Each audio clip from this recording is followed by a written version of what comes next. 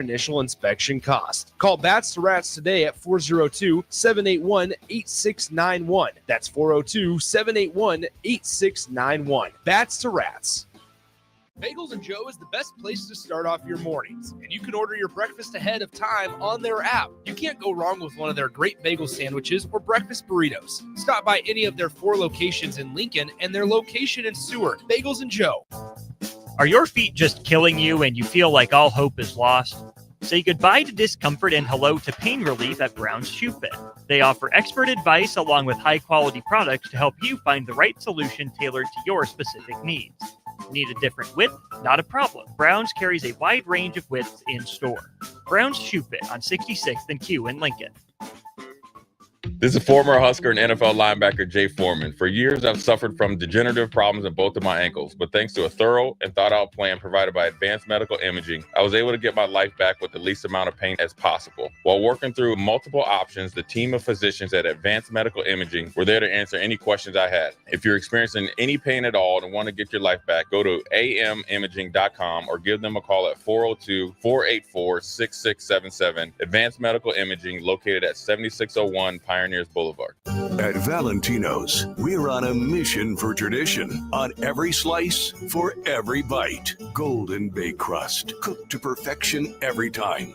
Savory sweet sauce that's made from our own secret recipe. Loaded with the perfect amount of fresh toppings and melty mozzarella cheese. It's the tradition that Nebraskans have come to love. From game day to every day. Valentino's. Taste the tradition.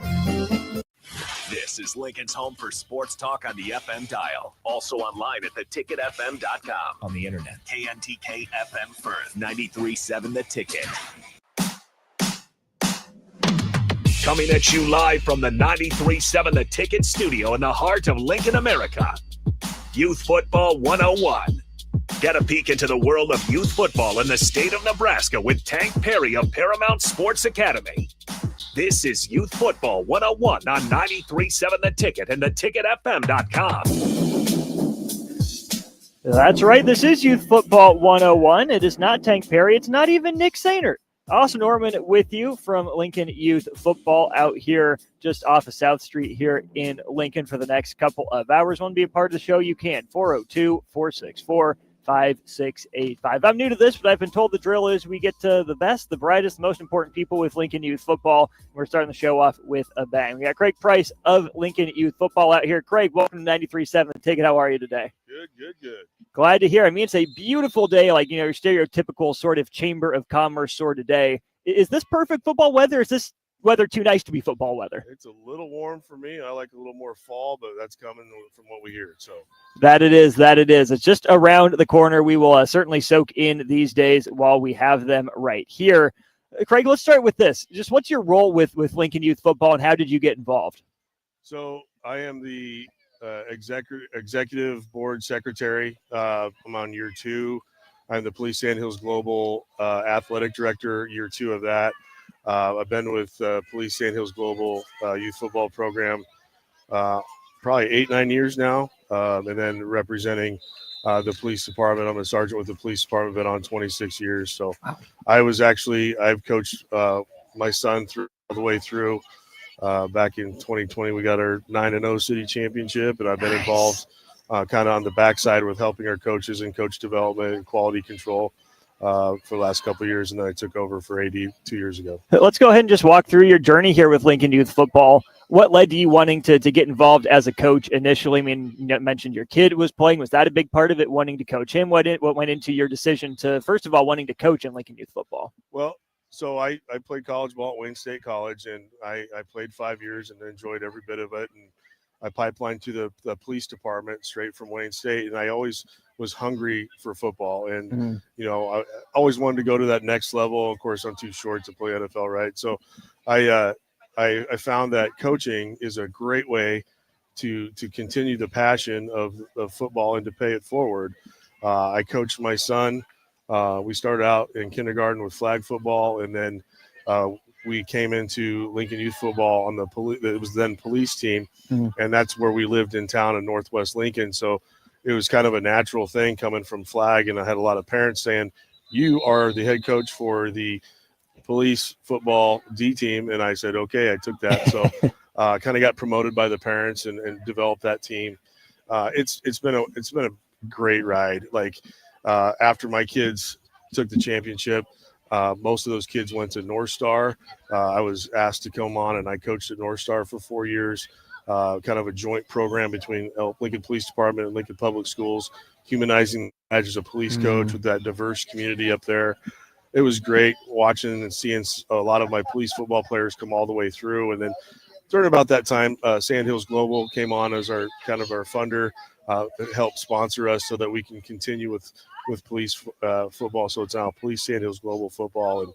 And my son has gone on to Concordia now and ventured over to now helping at Lincoln Northwest High School with Coach Loud. So it's been a great network. Honestly, what we do out here, we build and build and build network in the football community throughout the city of Lincoln. And really what we want is to build our kids and develop them at the youth level and middle school level to get them ready for high school and so that they can be competitive when they get to high school.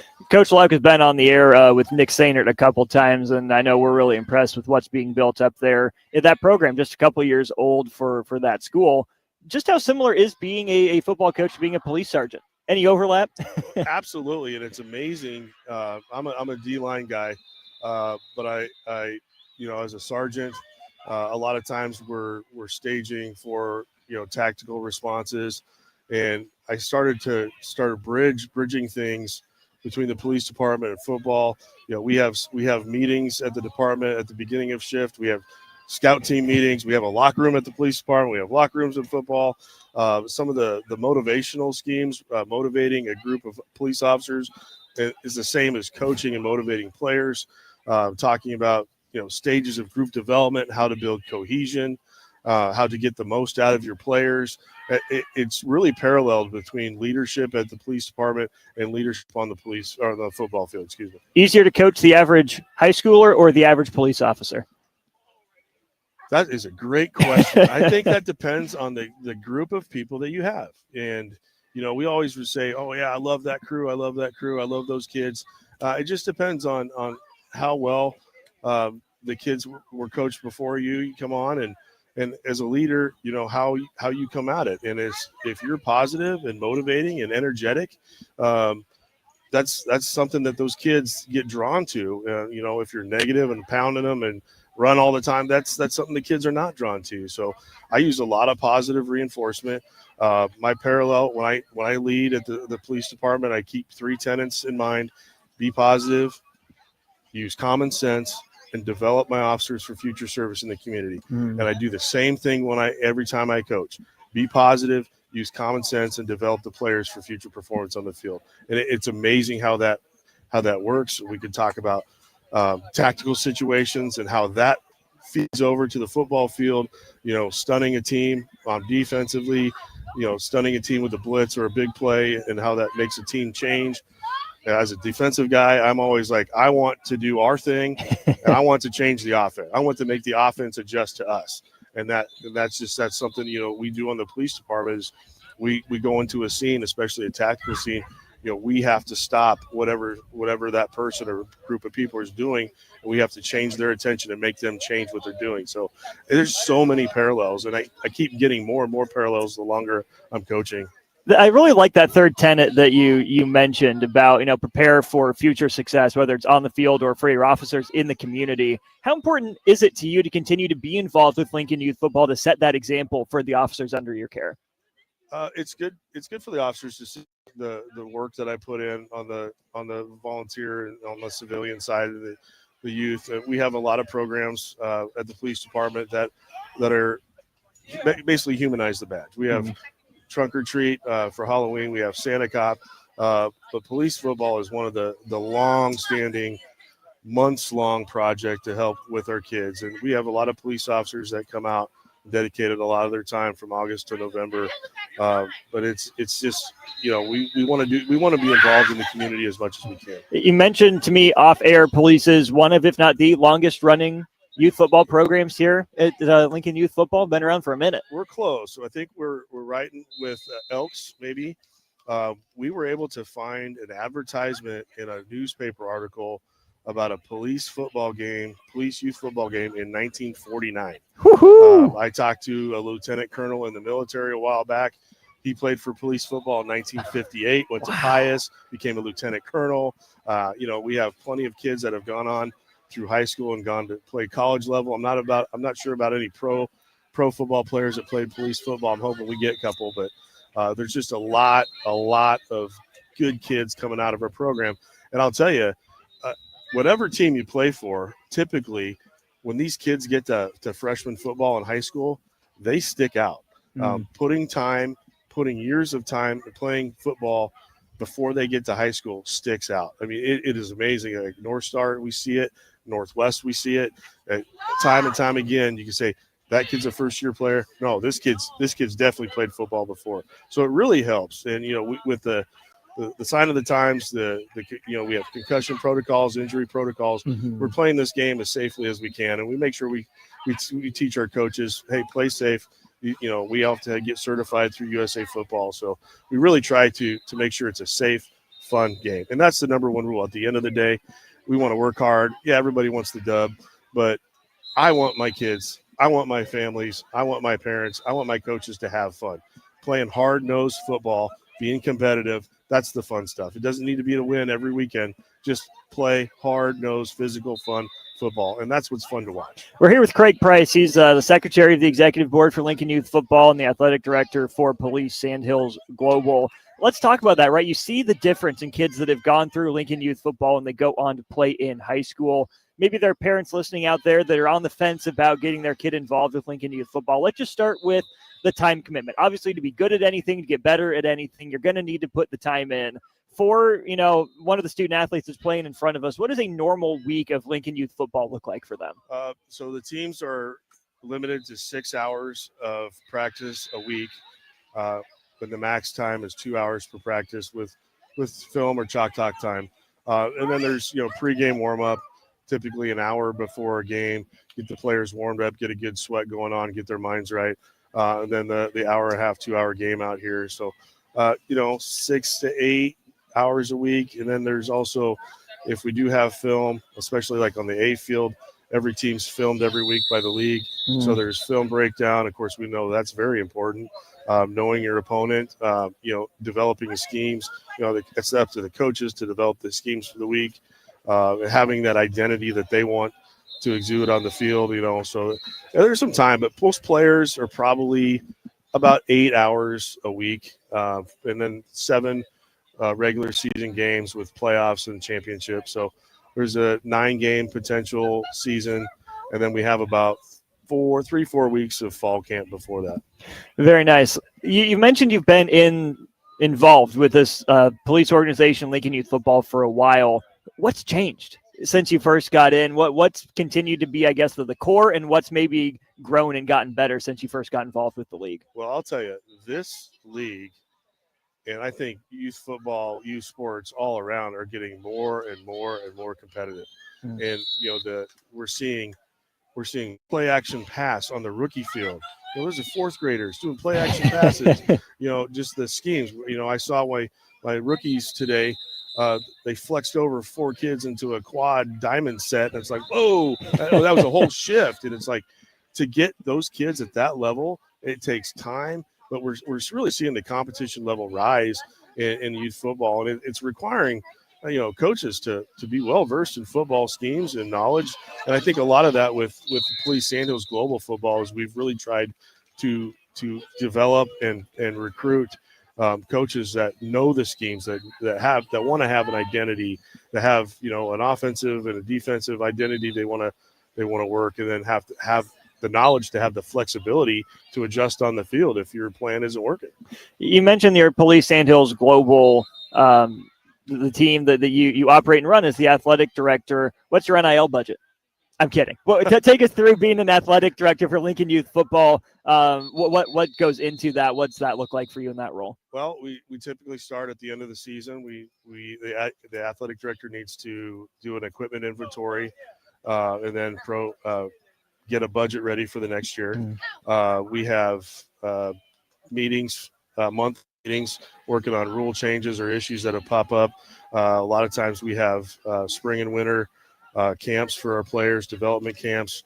So the AD is kind of the overall representative of the Police Sand Hills Global team. Not only that, I do developing coaches, try to help them out in the off season, keep them engaged, always recruiting for coaches. When we get towards the season, we have 7v7. So, in the summertime, so we're asked to kind of be a representative for the police department of Sand Hills Global out here during all those events and oversee my teams that are playing, keep an overwatch on making sure that the coaches are developing the kids the way we want and kind of making sure the coaches are, I don't want to say police the coaches as league official maybe, but, Yes. Make sure our coaches are doing what's right for the kids, and there's all that. And then always the conversations with parents or conversations with coaches, kind of an evaluation period after the season. So really as athletic director, overseeing everything, trying to be at every event, trying to overwatch every game.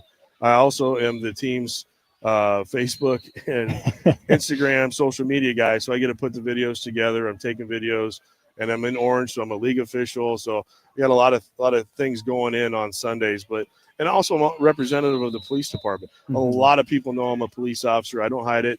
A lot of people know that, hey, this guy, if we need problems, we have problems.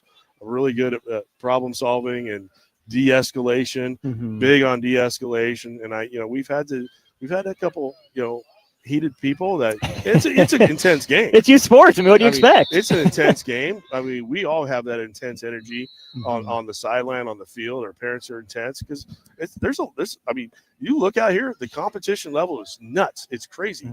And I don't get a coach as the AD. And so a lot of times I'm just the manager overseeing, kind of making sure things are in line and ready to go, and equipment. Everybody's got a mouth guard and knee pads, and another team needs shoulder pads. Go to my truck, so. But that's kind of the thing when I get to go to a high school like at Northwest. I get to do my thing, and my thing is coaching with a lot of high energy. You can ask Keshawn Hunt about how I coach and Coach Lauk. But yeah, it's that some of that's that energy though. But I kind of got to level it down for the management part, but it's really hard to just sit in an orange shirt and not clap for my team, but I do. And I get people like, hey, you're a legal official. Yeah. If you want, I can take off my orange hat, put my Police Sand Hills Global hat on too. I think, I know a little bit about that being in media, right? We all have our favorite teams that we root for. You have your personal connections. And again, people know that you're rooting, but as long as you and your position aren't slanting the rules towards your team, I'm sure they get it, Well, what I'll say is, when I started as athletic director, I felt that maybe there was some rivalries between districts and athletic directors. And I think over the last couple of years, we've seen some cohesion among all the districts, at least in the board meetings. I have developed a network of friends out here. Obviously my teams are competing against, Justin White or Mike Lamanu or Jim Saman or Tank Perry, but we're all friends. We all get along. And when the coaches see the ADs getting along, it just breeds that more positive, hey, we can have a conversation environment. Still competitive, still wanting to win. Very competitive, very intense at times. But that's what you want. You want energy. There was a great coach one time said, be fired with enthusiasm or be fired with enthusiasm. That's a Lombardi quote right there. So that's kind of the rule. We want energy, and we want positive energy out of our coaches and our players. We got just a couple minutes left here in this first segment of the show. Craig, let's say that there's a family or a player that's on the fence, trying to decide if they want to get into playing Lincoln youth football or not. Give those people out there listening your sales pitch. What is going to be so positive about Lincoln youth football that they can't miss out on any longer? Football gives kids so many opportunities that they can use in their in adulting, adult life, even in their teen lives. Discipline, accountability, fitness, and we talk about nutrition, resilience, having motivation, having heart, and developing that perseverance. It's an amazing. We talk about teams running clock. Well, guess what? If you're coached and played long enough, you've been on either side of running clock, and that's having that resilience And giving those kids that experience is to be a part of something bigger than them, being part of a team. That is huge for high school. That is huge for the job market when they get out of high school, for being involved in any groups. We teach leadership, accountability. I mean, there's so many things that a kid can learn playing football. It's just get your kid in and try it. And it's not for everybody. We get that. But we're going to do everything we can, especially at Lincoln Youth Football. If your kid comes out, we're going to do everything we can to develop your kid to each kid's ability. That's one of my philosophies is I assign kids where they are best served on what teams at their development level and what's best for them. Not necessarily what's best for each team, what's best for each individual kid. That's kind of my thing as AD. But this is what we want. You know, we have kids, first-year players, they're a little bit light. We'll put them down a level, and it's okay. The league accepts that.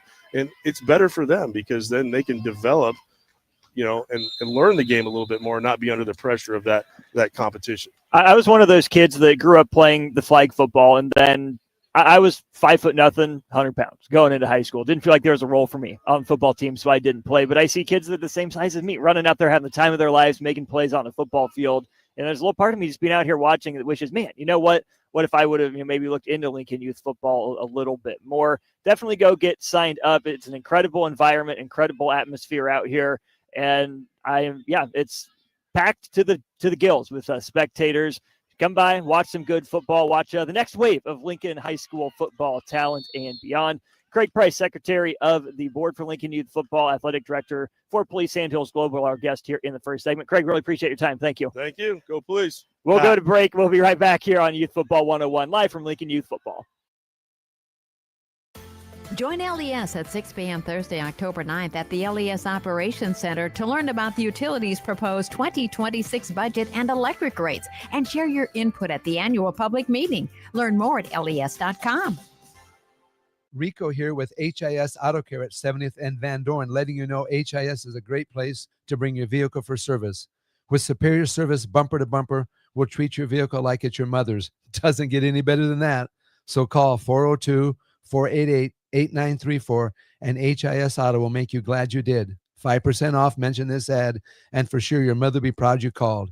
402-488-8934, HIS Auto Care, 70th and Van Dorn. God bless you. Empire Netting and Fence delivers top quality netting and fence solutions.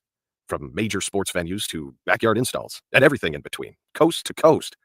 We take on tough jobs with grit, integrity, and a strong commitment to safety.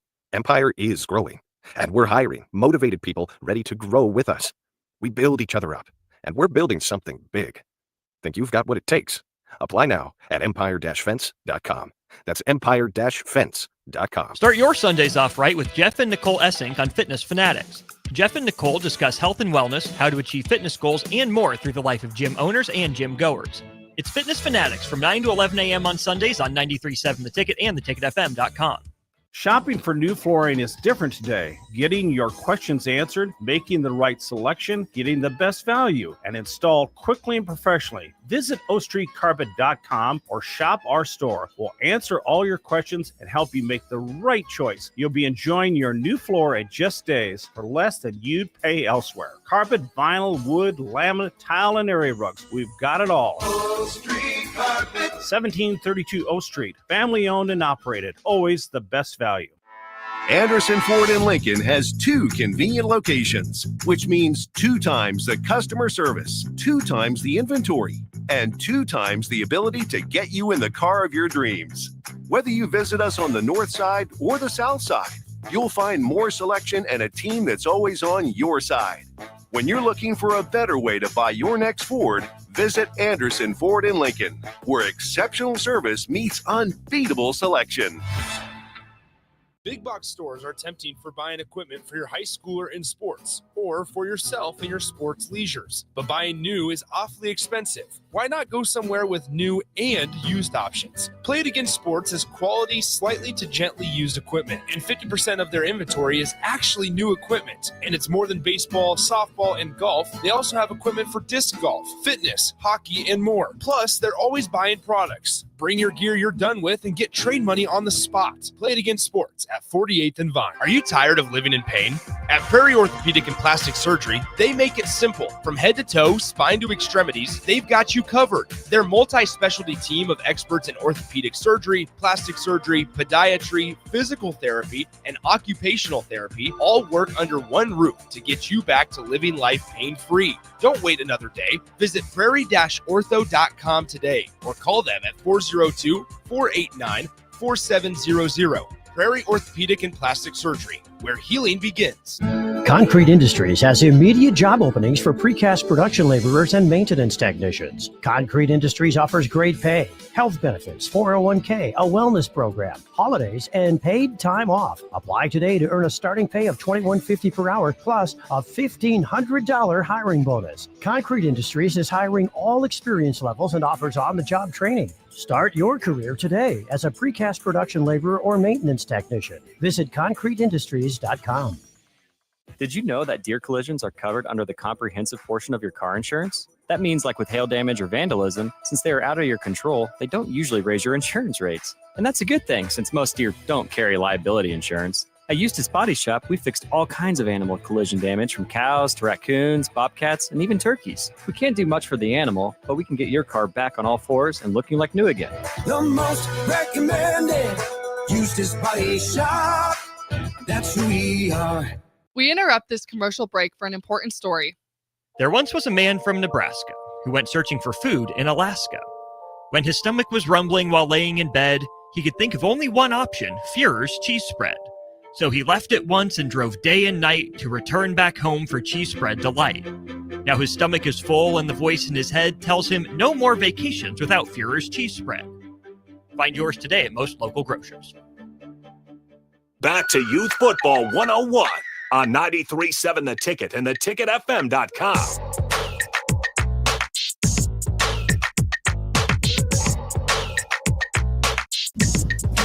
We're back here at Lincoln Youth Football. Austin Norman alongside, can I call you Coach Jay? Yep. How we doing? Coach Jay from Good, Allo Youth Football along for the ride. And let's just cut straight to the chase.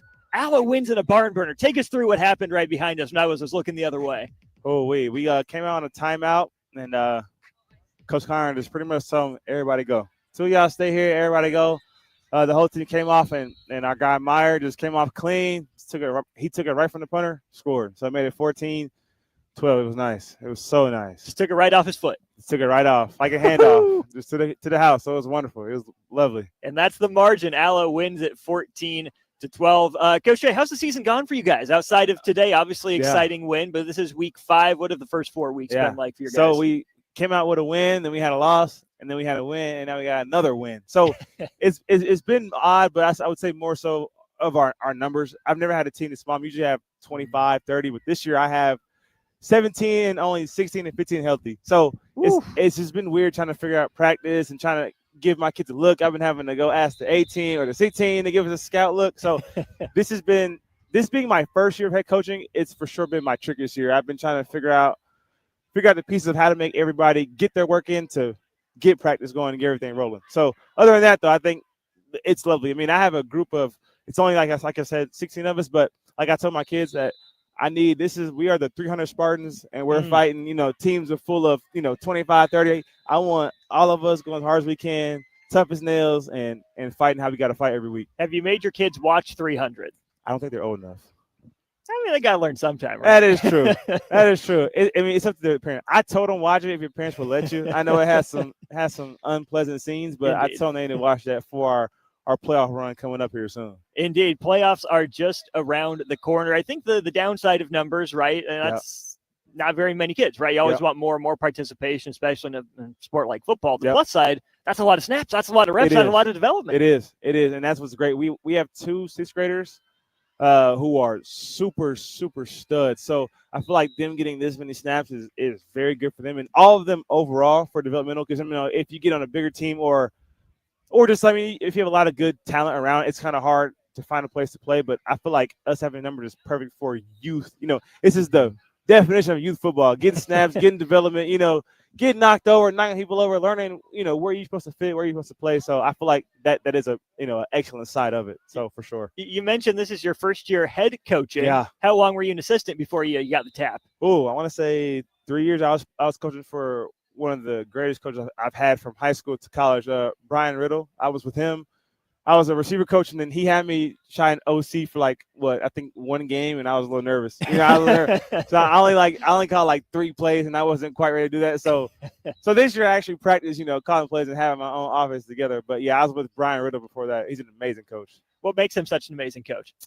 His attention to detail. So he runs practice just like college, which I'm used to, and Sure. then just how he motivates and teaches the kids. It's excellent. So he's just like a really good. He comes with a spreadsheet every week. He has all these details. He makes everything where all you have to do is just show up, from kids to us. So that's what I kind of took from him. Like, I need to make it to where nobody has to think, do anything crazy. They just got to show up and listen, and that's all I got to do. We just got done hearing from Craig Price, one of the ADs here in the league, talking about his coaching style in the high school ranks. What kind of coach is Coach Jay? You hype, you chill, you're in your face, you relax. What's head Coach Jay like? I am the most craziest, most animated.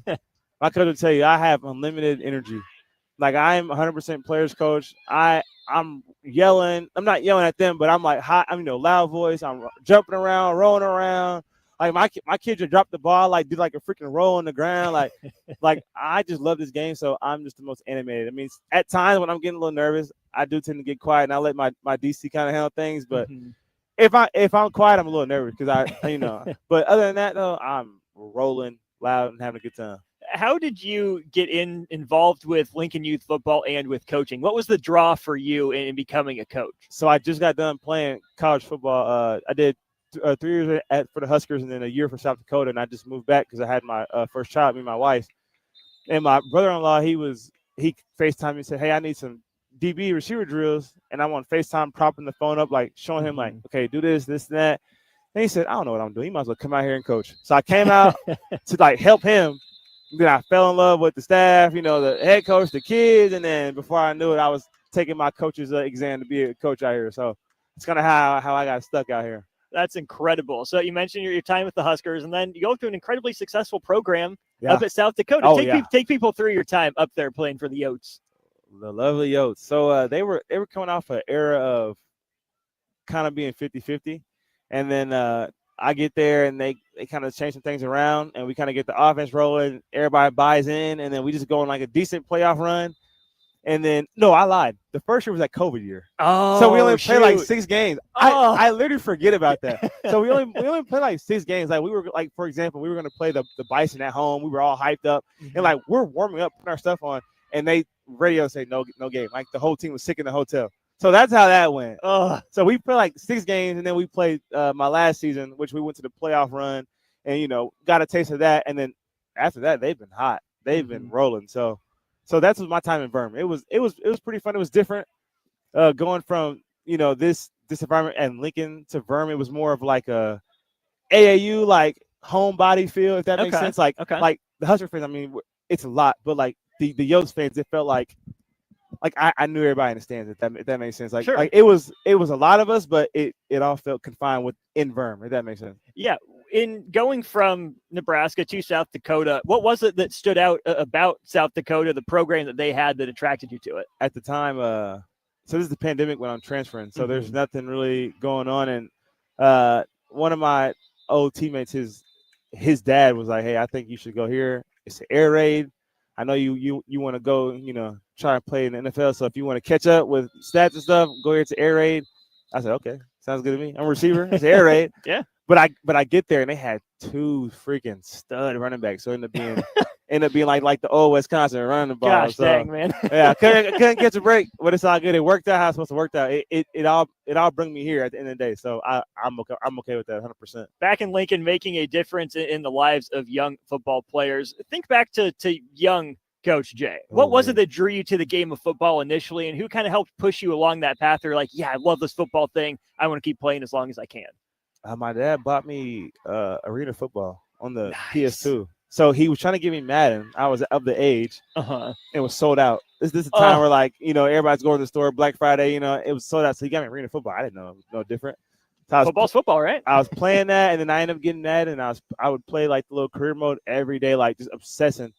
And I think my friend or my brother was going to play football, and my dad said, "Hey, do you want to play?" And I said, kids can play football? I thought it was just adults. I had no idea. So he put me in there. I signed up. Like, I got in like the very last day, and I was playing running back. And then from there, I was just scoring every game. You could clear as day see I was meant to play this game. So that's kind of how I got into it. I never looked back. I didn't really play other sports, just baseball, and that was it. So Ooh, where'd you play in baseball? What positions? Center field. My man. Gotta catch the thing. My man. Gotta catch the thing. Yeah. Oh yeah. Yeah, I want to be out there having a good time. So Take it with your speed, top of the order leadoff guy. yeah.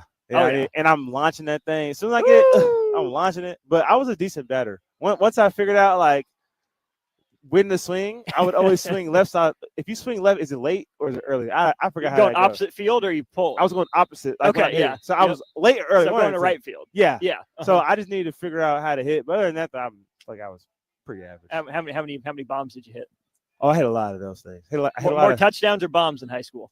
had more touchdowns. Hit a couple dingers. There we but, go. You know what I mean? But it was nothing really like outstanding. You know what I mean? I was pretty average, but I enjoyed it though. Oh yeah, I mean I'm a baseball guy by trade. But take me through your time with Allo now coaching. What do you appreciate about the Allo organization and what they do for you as a coach and the Yeah. players in the organization? I think Salmon does a really good job of keeping us all inclusive. So like if I'm on A, you know, I won't interact with C. No, we all interact with each other. We all collide on ideas. We have a meeting probably once a week. All the coaches talk. Like we're at the practice, you know, trying to figure out, you know, who can do what better, this and that. Like sometimes, like for example, I saw C do something, and I went and talked to him after the game. Instead of him, you know, getting offended, he actually took what I was saying to him. Like, oh, okay. I mean, I was watching you doing that, this and that. I think you don't have to, but I think, you know, this might benefit them. And they do the same for me, which I take because I'm.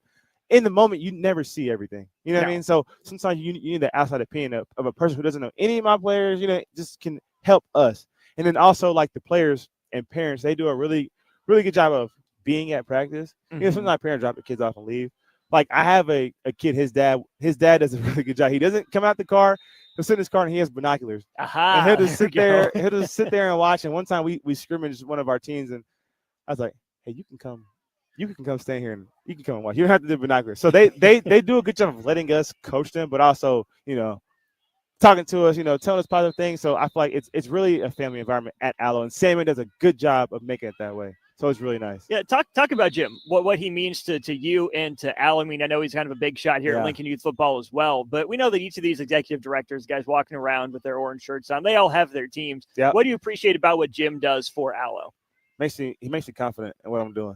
Like he doesn't try and tell me what to do.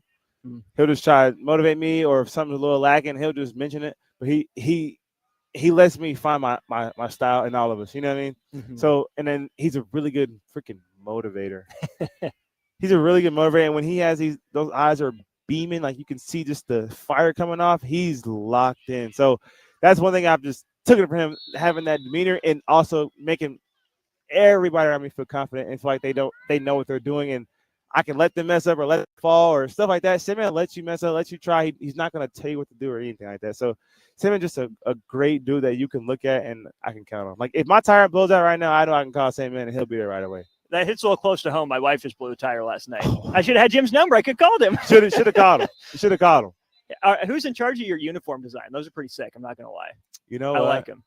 I love them and they're great. And I don't know who's in charge, but if we do decide to do new ones, I'm a graphic designer and I want to make some fire ones. But I love these though. Don't get me wrong.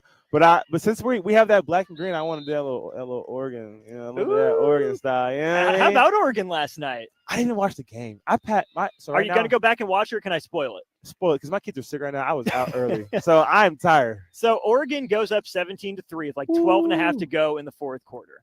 Penn State gets a rushing touchdown with like 6 left, gets a stop. Aller throws a touchdown under a minute to go. They tie it up. Goes to overtime. I think it was Penn State gets the ball first. They march it down and score. Oregon scores. I think was it that one or the second overtime? One of the two overtimes. Oh, they went overtime. Double overtime. Ooh. Double overtime. I think it was the double overtime where Oregon scored on the very first play, missed their 2-point attempt. Wow. Penn State gets the ball, and they run like a little wheel route out of the backfield to the short side of the field. Aller picked off. Oregon survives blowing the 2-touchdown lead in regulation. I gotta go watch the highlights on my phone, and I'm more of a highlight guy now that I'm getting older with the kids. Right? like those freaking Colorado games that are like at 2 in the morning. I'm not watching those. I'm gonna watch those in the morning on the highlights. But no, I gotta go watch that game. I didn't realize Penn State. What was Penn State's rank? They're both top 10. I think it was number 3 against number 6. That was game day. I think so. Yeah, Penn State's How did I wide out miss that that? whole thing. How did I miss that? Oh my! Thanks for the recap. I got you. You're a professional because I got already you. knew who was doing what, who was doing what. I wouldn't be able to do that. I'd be like, yeah, they threw a pig in this game over. I'd have forgot all that. No, that was wonderful. I had to go watch that game. That was pretty good. Watch it with your kids. Instill the football bug. I need to with my son for sure. For sure. Hey, girls flag football's growing. Get your daughter ready for it too. I do coach like girls flag, so it's really nice. wonderful. Yeah, so it's really wonderful. Yeah, but she's more a volleyball girl right now. She's locked in on volleyball right now, hard. So are most girls growing up in the that state is of true. Nebraska. That is true. Can't help it. What would be your pitch then to the young boys who might be listening or their parents, right? What is it about football that they need to come to know and love? And you hope that if they come out and play for you at Allo or any of the teams around Lincoln Youth Football, what is it that you took from football that you want for other, growing young boys and young preteen boys to take from the game of football they can take with them through life? Accountability, for sure. Knowing that you got to do your job or everything else is going to fall apart. Like, even if they don't go on and play football and they have a job, you got to do your job so everything else can keep rolling. If that never happens, you will never get far. So knowing that people are counting on you to do your thing, and like I tell my kids every day, take pride in what you do. I don't care if you grow up and you become someone who folds laundry. Be the best at that. Take pride in that. Whatever you do, if you become a landscaper, you better have the most perfect two-tone green line, diamond shape, hexagon shape. Like, take pride in whatever you are doing. So just accountability, just taking pride in your work, for sure. There you go. That's Coach Jay with the Allo Youth Football program here at Lincoln Youth Football. Coach Jay, appreciate the time, Thank man. you. Best Have a luck good with one. the rest of your Appreciate season. you. We'll be right back with more from Lincoln Youth Football on the ticket.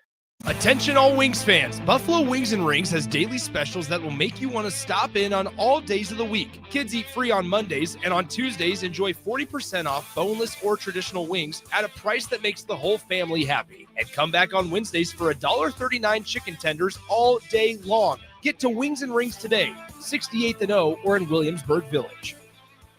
MWR is dedicated to building attractive, affordable steel buildings that exceed your expectations. From commercial to residential to agriculture storage, steel buildings are cost-effective, attractive, and versatile. Plus, they're a lasting investment and an ideal choice.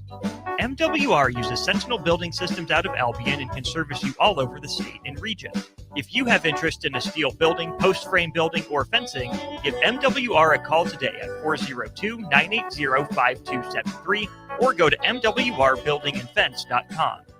Jack Russell of Farm Bureau Financial Services is here to help you protect things that are most important to you. Whether it's your home, your family, or your future, Jack Russell has the proven experience to get the job done while developing authentic relationships with you. Give Jack a call today at 402-421-9100. Again, that's 402-421-9100. Or visit one of his 2 locations in Lincoln or Seward and learn how you can excel in the complicated world of insurance. Jack Russell of Farm Bureau Financial Services, a trusted and well-respected representative since 1999.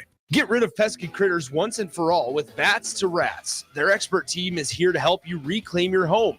No more sleepless nights caused by crawling critters or flapping wings. Bats to Rats ensures a safe environment for every family member. Check the website at batstorats.com for amazing offers. And if you mention this ad, you'll receive $10 off your initial inspection cost. Call Bats to Rats today at 402-781-8691. That's 402-781-8691. Bats to Rats. Ticket listeners know a dream team when they see one. At Applied Connective, we've been in the game for 20 years and have developed a team of world-class leaders in all things IT. From cybersecurity and Microsoft products to physical security, audio-video, infrastructure, business phone systems, and anything in between. We'll help you leverage technology to become your most secure, efficient, and profitable. Head to our website to check out real reviews and testimonials and sign up for a free tech consultation. We can show you where you might be vulnerable, inefficient, or overspending. It's a game changer, and it's totally free. Claim yours right now at appliedconnective.com. At Parkview Animal Hospital in Lincoln, it's not just their professional care that sets them apart, but their warm staff and state-of-the-art facilities. Whether it's for a routine checkup or a comprehensive medical procedure, at Parkview, your pet isn't just another number, but a valued member of their caring family. Visit them at pahlincoln.com today and in person just south of 14th and Pine Lake Road. Parkview Animal Hospital, your pet, their passion, for happier, healthier, furry friends. When the clock strikes 0 after every Nebraska football game, there's only one place to go for instant coverage. Tune in for the Husker After Party Postgame Show on 93.7 The Ticket for each game, win or lose. Call in with all your takes or text the show at 464-5685 and hear quotes from the players and coaches, too. It's the Husker After Party Postgame Show, sponsored by Anderson Ford and Vinny Krikak of State Farm Insurance. Anderson Ford in Lincoln has 2 convenient locations, which means 2 times the customer service, 2 times the inventory, and 2 times the ability to get you in the car of your dreams. Whether you visit us on the north side or the south side, you'll find more selection and a team that's always on your side. When you're looking for a better way to buy your next Ford, visit Anderson Ford in Lincoln, where exceptional service meets unbeatable selection. Nebraska Lottery. Do you have a new lotto game called Nebraska Pick 4? Yes, sir. It costs just $1 to play. There's a $6,000 top prize with drawings every day, and you can choose from 6 different bet types. Kind of like Nebraska Pick 3 with a bigger jackpot and more bet options? Yes, sir. Any other questions I can answer? Yeah, I misplaced my phone. Do you know where it is? You're using it. Ah, so I am. You lottery people know everything. Straight bet top prize odds 1 in 10,000. MHC isn't a new company, just a new name. Moe's Moving is now Moe's Home and Commercial. Whether moving across town or across the state, MHC Moving has you covered, specializing in home, apartment, assisted, and independent living moves. MHC can handle your commercial moves as well. MHC Moving has 0 hidden fees. You'll never pay for same-day booking or be charged for stairs, heavy items, or elevator fees. Rates are the same Monday through Saturday, and you will never pay a truck or fuel surcharge.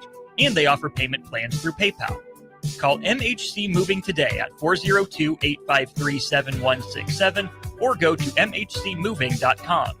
93.7 The Ticket is proud to provide listeners with daily opportunities to win contests and prizes on our airwaves, and would like to take this opportunity to remind you of a couple rules. All participants must be 21 or older and must wait 30 days after winning a prize to participate in another contest. Once you win, you have 30 days to pick up your prize at the KNTK Studios, 1040 O Street in Lincoln, or your prize will be forfeited. Thank you for participating in our contests, and thank you for listening to 93.7 The Ticket. Back to Youth Football 101 on 93.7 The Ticket and theticketfm.com. That's right. We're out here at Lincoln Youth Football. A beautiful, could not be more perfect Sunday for it. Crowds dwindling just a little bit. Got some more people cycling in as we get ready to wrap up our first hour of content from out here. We'll be with you till 3. Fantastic fields, very well kept, fantastic people all the way around at Lincoln Youth Football. For my first time out here, the staff has been incredible. Maybe they're just putting on a show for the newbie, but I doubt it. Just with the people that I've talked to, Jim Sandman has been great. Really appreciate Sergeant Price, who's with the police and Sandhills Global. Then obviously Coach Javon McQuitty stopped by. He's coaching Allo right now. Well, get some football news out of the way while we have 5 minutes or so before we go to break, hit the top of the hour. Playing more football. We'll react to some college football in hour 2, take you around the NFL, see what's going on over there, as well as give you an update on Major League Baseball. Game 162 today, final game of the regular season. And then on top of that, some news out of the association, some potential pending free agents and their signings in the NBA. But first to college football, it has been made official after a drubbing at the hands of Notre Dame. Arkansas is moving on from head coach Sam Pittman. He's been at Arkansas for 6 years, beginning in 2020. This was his 6th season. Hogs went 3-7 in 2020 before going 9-4 in 2021. They reached as high as number 8 in the AP poll and ended up winning the Outback Bowl. The next year, they slide back a little bit from 9-4 to 7-6. 8-4 regular season to a 6-6 regular season. Reach as high as number 10 in the AP poll. Did not finish the year ranked, but they did indeed win the Liberty Bowl. Hit quote-unquote rock bottom at 4-8 in 2023. Rebounded to 6-6 again last year. and then won the Liberty Bowl yet again, but off to just a 2-3 start through the first 5 games so far.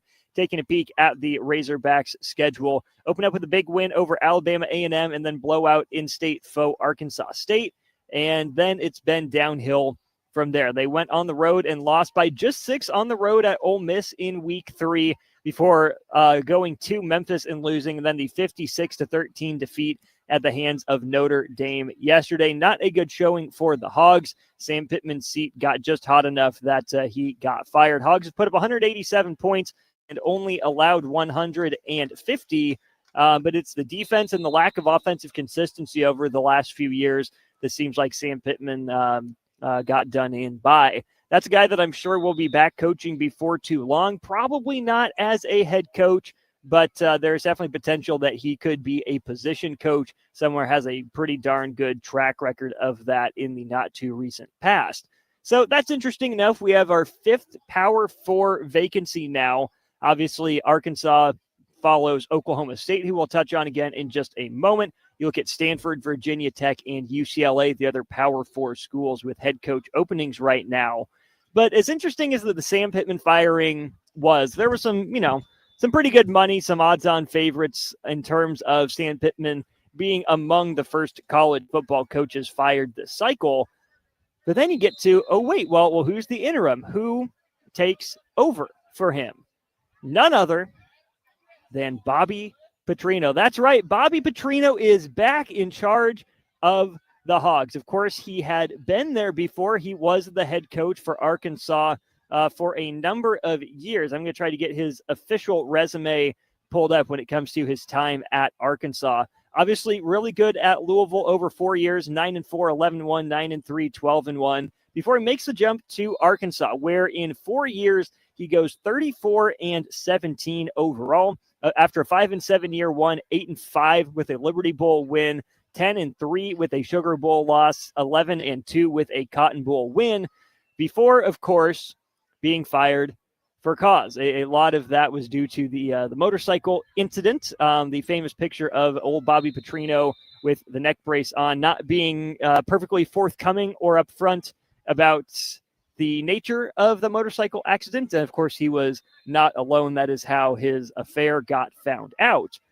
But not only is Bobby Petrino the interim head coach, sources are reporting, including David Ubben of The Athletic, I believe, is saying that there is plenty of internal support among higher-ups at Arkansas to give Bobby Petrino another chance. When you look at how things on for Arkansas since Bobby Petrino left in 2012, he was fired right before that season. They hired John Smith for that 1 year. He went 4-8. Then it was the Brett Bielema era, 3-9, 7-6, 8-5, 7-6, and 4-8 before being let go after the 2017 season. Chad Morris comes to town, wins just 4 games in 2 years, back-to-back 2-10 seasons for the Hogs in 2018 and 2019 before Sam Pittman took over in 2020. So it hasn't been great for the Hogs. Only won 9 games one time since Bobby Petrino was let go as head coach. Again, for understandable reasons, but that comes, of course, on the heels for Bobby Petrino taking over for Houston Nutt, who had some good success toward the end of his time, Cotton Bowl and Capital One Bowl appearances back-to-back. Arkansas has been one of those programs that's just kind of been wandering around. Obviously, you think about Frank Broyles when you think about Arkansas football. They claimed the national championship from Football Writers Association in 1964. Broyles out the door. Lou Holtz comes in, and his worst season was his last at 6-5. But other than that, Lou Holtz, a pretty darn consistent winner, including an Orange Bowl win in his first season after taking over an 11-1 year for the Hogs in 1977. Hasn't been a lot going on. Not a lot going on here for the Hogs since then. It's a pretty big hire, right, in the throes of the SEC trying to find a way to climb from the middle of the pack there in the SEC. Bobby Petrino would be a fascinating guy to bring back to Arkansas. Again, plenty of internal support. I'm sure that would raise eyebrows across the college football community at large. So some other names, though, according to CBS Sports, that could be some options in this search for Arkansas Athletic Director Hunter Yurachek. You look at G.J. Kinney down at Texas State, Would not be surprised if Oklahoma State kicks the tires on him as well. Rhett Lashley at SMU. Man, the ACC to the SEC would be a big step up, but this is SMU. It's a program that's bankrolling its own way into a conference, probably easier access to talent, maybe, a harder time getting to the college football playoff, which is, of course, the goal, right, in college football nowadays. Essentially, it would be, can Rhett Lashley convince himself that it's better that he stays in Dallas-Fort Worth in that Metroplex and says, you know what, I'm going to take my chances of being one of the top 2 in the ACC, or is it worth going to the SEC, taking that job and just trying to be essentially one of the top 4? Gus Malzahn gets a shout-out from CBS Sports. Eric Morris, don't believe any relation to Chad Morris here, former Incarnate Word head coach. He came from the Mike Leach tree. He's currently coaching at North Texas. And then here's an interesting one, Barry Odom. Yeah, Barry Odom, who coached at Missouri for a while, went on a little bit of a hiatus from the Power 4 head coaching levels before getting tabbed to lead UNLV, and now Purdue is where Barry Odom is at. Ryan Silverfield, who just beat Arkansas, gets a mention from CBS Sports, as do John Sumrall of Tulane and Jeff Traylor from UTSA. That'll put a bow on this hour from Lincoln Youth Football. 1 hour down, 1 to go. Some fantastic football being played in front of me, to the right of me, and to the back of me. Stop by 9th and South if you're looking for some great football. $5 gets you in the door to see the next wave of talent. Great, friendly, welcoming staff. Good football on display. Want to shout out Harrison, especially Rudy, running the board for us back at 1040 O Street. We'll go to break. We got more from Lincoln Youth Football when we return here. 93.7 The Ticket, ticketfm.com. Rico here with HIS Auto Care at 70th and Van Dorn, letting you know HIS is a great place to bring your vehicle for service. With superior service bumper to bumper, we'll treat your vehicle like it's your mother's. Doesn't get any better than that. So call 402-488-8934 and HIS Auto will make you glad you did. 5% off, mention this ad, and for sure your mother will be proud you called. 402-488-8934, HIS Auto Care, 70th and Van Dorn. God bless you. Shopping for new flooring is different today. Getting your questions answered, making the right selection, getting the best value, and installed quickly and professionally. Visit OStreetCarpet.com or shop our store. We'll answer all your questions and help you make the right choice. You'll be enjoying your new floor in just days for less than you'd pay elsewhere. Carpet, vinyl, wood, laminate, tile, and area rugs. We've got it all. O Street Carpet. 1732 O Street. Family owned and operated. Always the best value. Farmers know it all starts with the soil. At Carbon Connections, they're helping you unlock its full potential. Their high-quality humic acid improves nutrient uptake, boosts root development, and enhances soil structure, so your crops get more from every acre. It doesn't stop there. With a full lineup of crop protection products, they help you reduce synthetic inputs while protecting yields and profits. Smarter inputs, healthier soils, better returns. It's time to grow more naturally. Visit Carbon Connections on Facebook or call them today at 402-947-1476 to learn how they can help your farm thrive. Carbon Connections, unlocking your potential. Rico here with HIS Auto Care at 70th and Van Dorn, letting you know HIS is a great place to bring your vehicle for service. With superior service bumper to bumper, we'll treat your vehicle like it's your mother's. Doesn't get any better than that. So call 402-488-8934 and HIS Auto will make you glad you did. 5% off, mention this ad, and for sure your mother will be proud you called. 402-488-8934, HIS Auto Care, 70th and Van Dorn. God bless you. Ticket listeners know a dream team when they see one. At Applied Connective, we've been in the game for 20 years and have developed a team of world-class leaders in all things IT. From cybersecurity and Microsoft products to physical security, audio-video, infrastructure, business phone systems, and anything in between. We'll help you leverage technology to become your most secure, efficient, and profitable. Head to our website to check out real reviews and testimonials and sign up for a free tech consultation. We can show you where you might be vulnerable, inefficient, or overspending. It's a game changer and it's totally free. Claim yours right now at appliedconnective.com. Are you ready to transform your body and your life in just 10 weeks? At Farrell's Extreme Body Shaping, our kickboxing challenge combines heart-pumping cardio, strength training, and proven nutrition coaching to deliver real results. Lose fat, gain strength, and feel more confident than ever. Spots are limited. Don't wait. Join the next Farrell's 10-week challenge starting October 11th. and take the first swing towards a healthier, stronger you. Farrell's Extreme Body Shaping, results, not excuses. Join today, fxblincoln.com. That's fxblincoln.com. This is where it happens. Long hikes with friends, kayaking adventures with family, more horseback riding, zipline gliding, rock face climbing, hammock camping fun than you could ever imagine. And it's all outdoors, amongst the trees and across the prairie, here beneath Nebraska skies. Plan an outing today at yournebraskaadventure.com. Sponsored by Nebraska Game and Parks, aired with the Nebraska Broadcasters Association and this station. Gannett Trucking is hiring CDL Class A and B drivers. Their strong team culture makes it not a job, but a career. Gannett Trucking offers health, vision, and dental insurance, 401k with company match, an employee assistance program, and other bonus programs. Build a better career today with great team culture at Gannett Trucking. Learn more and apply today at GannettTrucking.com.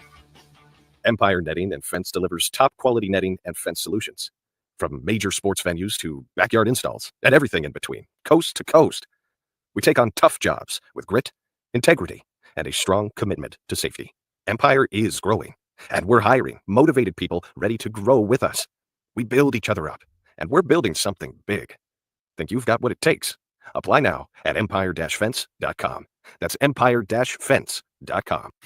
This is Lincoln's home for sports talk on the FM dial. Also online at theticketfm.com. On the internet. KNTK FM Firth, 93.7 The Ticket.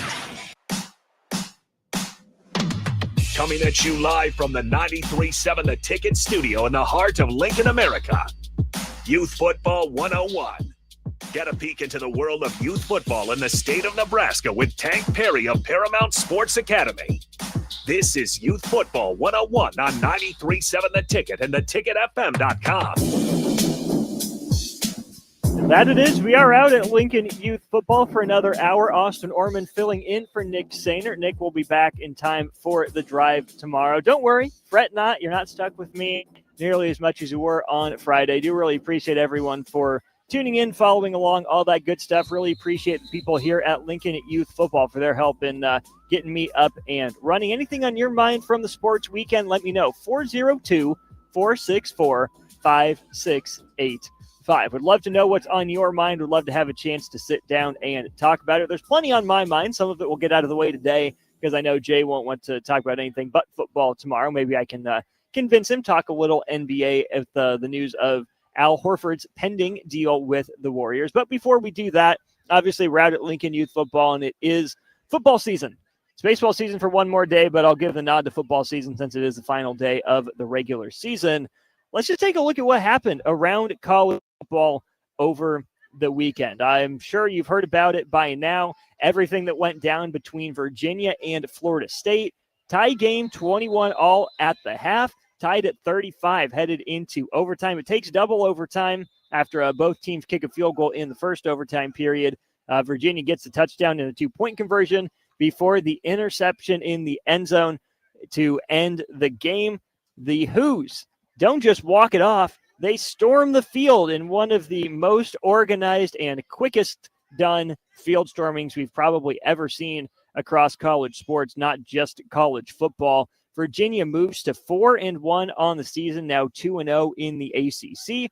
Florida State drops to 3-1. My guess is they will be out of the top 10, but there's a bit of carnage among the top 10 this weekend that we'll get to here down the line. How about this? Arizona State rallies from a deficit to take down TCU.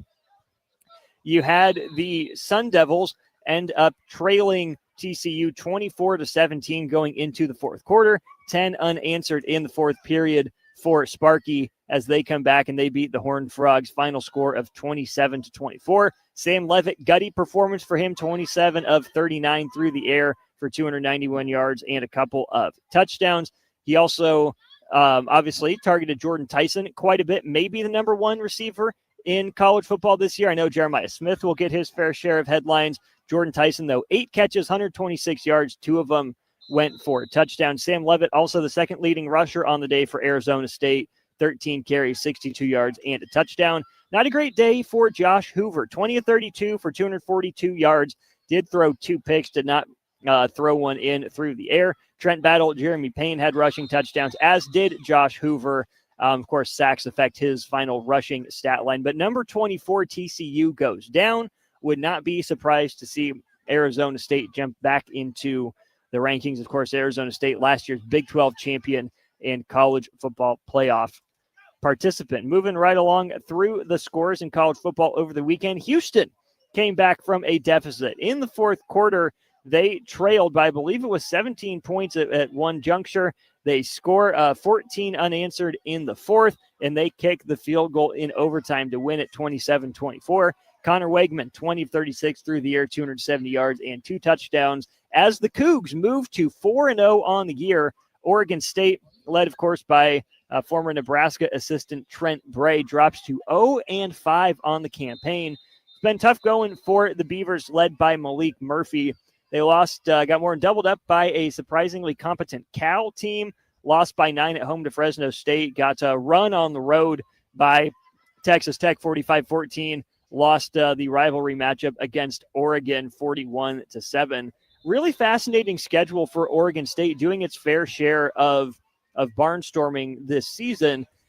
Since they just got done with their home game against Houston, next week they'll go on the road to Appalachian State. Our thoughts and prayers are with, and our condolences are to, the family of former App State coach Sean Clark, former player for the Mountaineers, I believe, as well.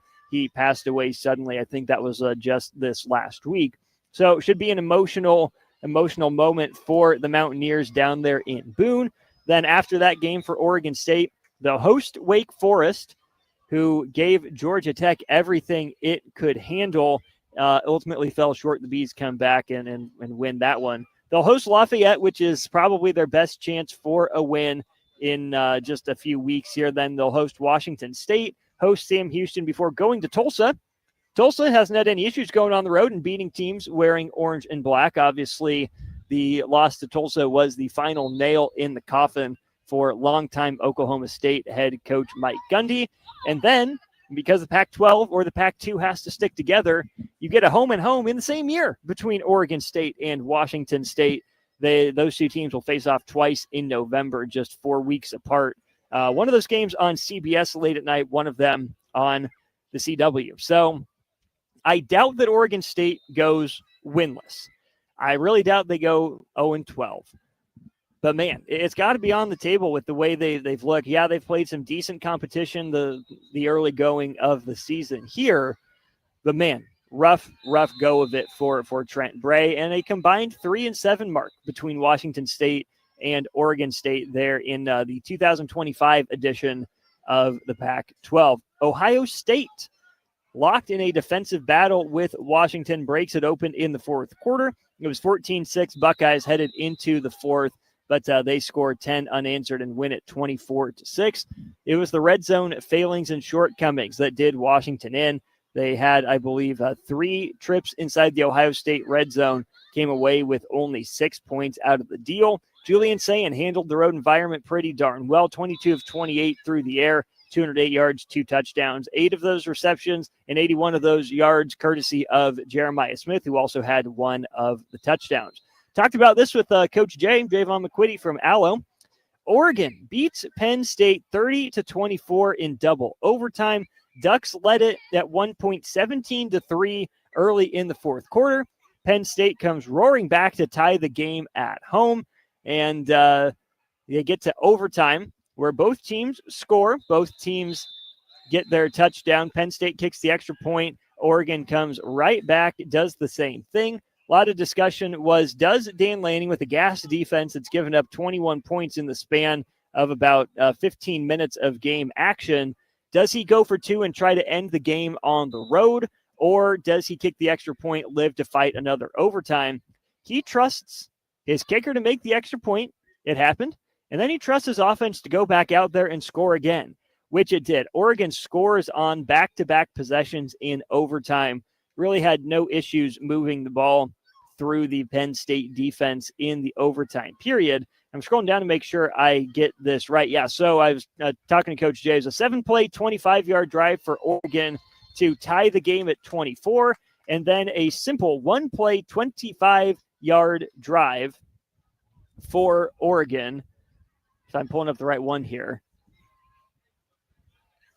Yeah, one play for Oregon, and they take the 30-24 lead. Of course, now in college football, you have to go for two, starting with the second overtime. Oregon misses it, keeping the door cracked open for Penn State to win it with their next possession. But on the very next play, the very next snap, it is Drew Aller throwing an interception. Ball game over. And it wasn't just, some highly rated 5-star that Oregon got, from Southern California or Florida. It was their transfer safety, Dylan Thieneman, the Purdue product, gets the interception of Drew Aller. So Purdue strikes in a win over Penn State, kind of, sort of, not really. Oregon ought to be a top 5 team after this. Penn State, the first team there in the top 10 that I mentioned to fall. They lose another big game under James Franklin, unable to get over the hump. There were Fire Franklin chants from the student section there for a while. That was, of course, before the Nittany Lions ripped off 14 unanswered points to tie the game, but they just couldn't finish the deal. Pretty interesting, though, through 3 quarters, Penn State's offense had put up 109 total yards. Woof. That's a problem. Only averaging, about 34, if my math is correct, not quite 34 yards per quarter. Not just 34 yards per drive, 34 yards per quarter. And then in the fourth quarter, they put up 142 yards, score their first possession in overtime before the interception from Drew Aller that officially ends the game. Scrolling through the rest of the college football scoreboard from the weekend, Ole Miss takes down LSU, final score of 24-19. Trinidad Chambliss, 23 of 39, 314 yards and a touchdown. Kawan Lacey, 23 carries, 87 yards and a touchdown. That LSU offense not exactly inspiring at this point of the season. Yeah, they're playing a fellow top 15 team, but man, for the chatter around Garrett Nussmeier being number 1 overall in the skill position talent that you just assume and presume that LSU will have on its roster, not necessarily showing up right now. In fact, let me just get the numbers pulled up just to see. So right now in 2025, obviously LSU, its first loss of the year, drops to 4-1. Tigers only averaging 27 points per game after yesterday's game. Now they've only allowed 61, so they're outscoring teams on average 27-12, but only put up 17 in a win over Clemson, 23 against Louisiana Tech, 20 over Florida, and some of their offensive numbers a little skewed by putting up 56 points in a win over Southeastern Louisiana. Of course, it doesn't get easier for LSU down the stretch.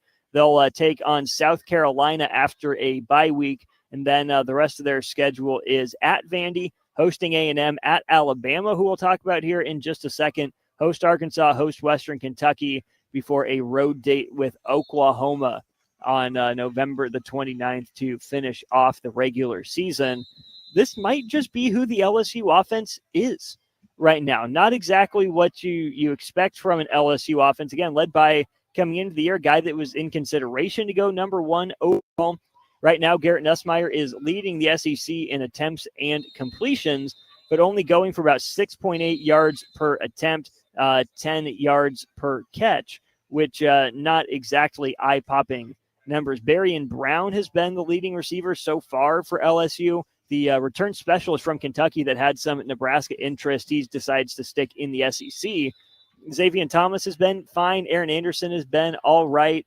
LSU hasn't really run the ball that well. Caden Durham's been okay. 52 carries, 213 yards, and 2 touchdowns on the year for him. Harlem Berry, 22 carries for 109 and a touchdown. And Juwan Johnson, 22 for 70 and 2 touchdowns. LSU offense just kind of seems stuck in neutral right now. Really curious to see if the Tigers are able to improve that as they get into the depths of SEC conference play. But LSU might just be that typical defensive-dominated team that piles up wins in the regular season, but offense can be a separator when you get to the college football playoff. LSU did not qualify for the 12-team version, but of course did win the 4-team version back a handful of years ago. Wrapping up the same time as Oregon, Penn State, pretty much the exact same moment, in fact, Alabama and Georgia. Ryan Grubb goes gutsy on 3rd and 5. He fakes the sprint out and rolls Ty Simpson back into the teeth of pressure, and the Tide convert on 3rd and 5. And they win for the 9th time in 10 matchups against Georgia. Let's go ahead and scroll through some of the bookmarks that I have on this game. So Georgia had at one point won 29 consecutive games between 2021 and 2023. That streak was ended by Alabama. Georgia had won 42 consecutive regular season games between 2020 and 2024. That streak ended with a loss to Alabama just last year. And then 33 consecutive home wins for the Dogs, the longest streak in the nation from 2019 through 2025. That streak comes to an end at the hands of, yes, Alabama. Kalen DeBoer moves to 2-0 against Georgia. So for all the issues, the apparent ones that Alabama has with Kalen DeBoer, the issues with the offense, with consistency, of course, some of the leaks and the rumors coming out about attendance and participation in meetings and timeliness. Well, he's 2-0 against Georgia, who seems to have supplanted Alabama at the top of the conference. But hey, Big Brother is gonna Big Brother. Got this from the same source, Nick Kelly, who's an Alabama-based writer for Alabama.com. Against Georgia, Pro Football Focus credited Caden Proctor with no pressures allowed at left tackle. Left guard Cam Dewberry credited with no pressures allowed. Center Parker Brailsford credited with 0 pressures allowed. Right guard Gino Vandemark was credited with allowing 1 pressure that led to a hit on Alabama quarterback Ty Simpson and whistled for 1 penalty. And right tackle Wilkin Formby credited with allowing 0 pressures. That's where you start to remember that as good as Georgia is, as talented as they are, they're just not quite the same. Now, you expect Alabama to have a good offensive line. That's not a shock, but you expect Georgia, no matter the quality of the opposition's offensive line, to find a way to affect the passer. They didn't do it. Hit Ty Simpson once, pressured him once.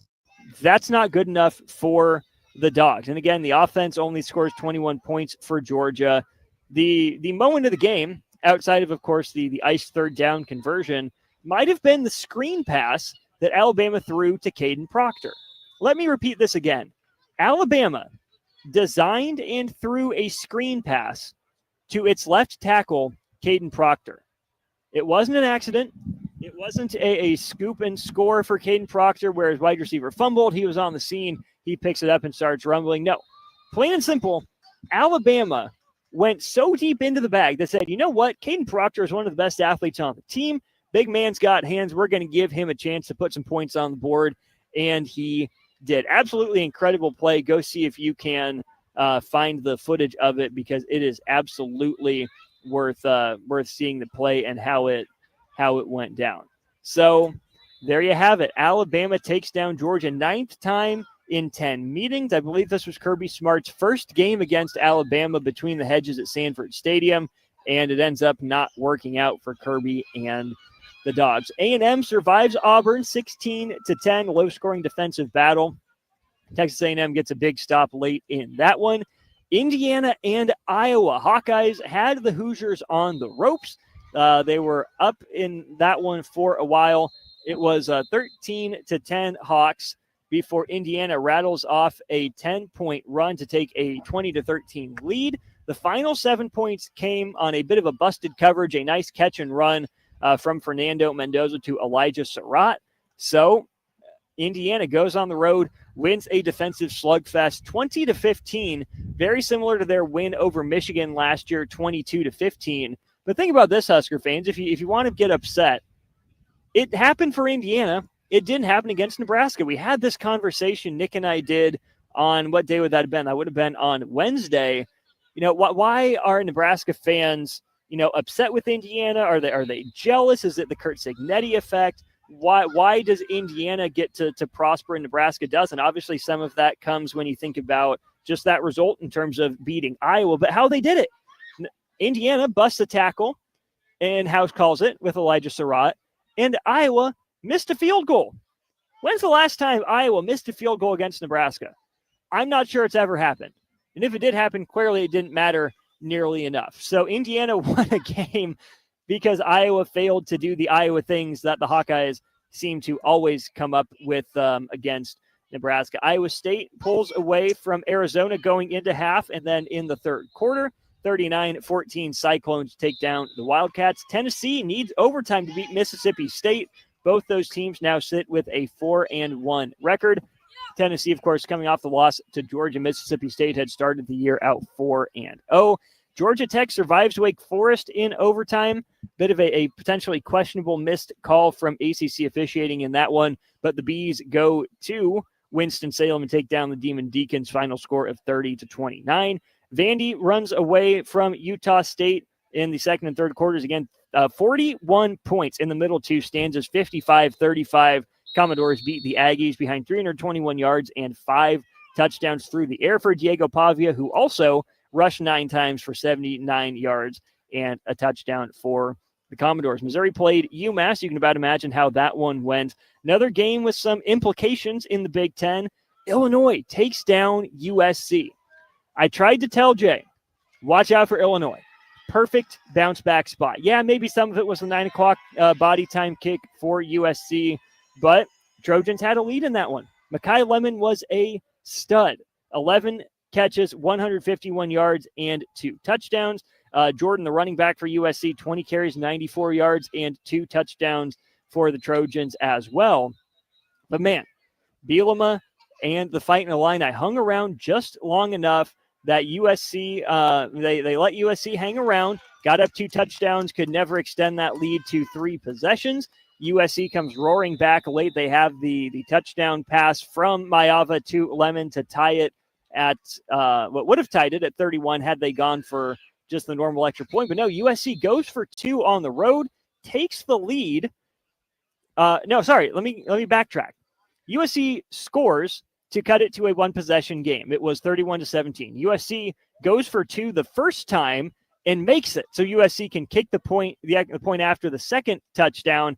They take a 32-31 lead with just under 2 minutes to go, but that was plenty of time for Luke Altmaier and Illinois to drive down and bang home a walk-off chip shot field goal.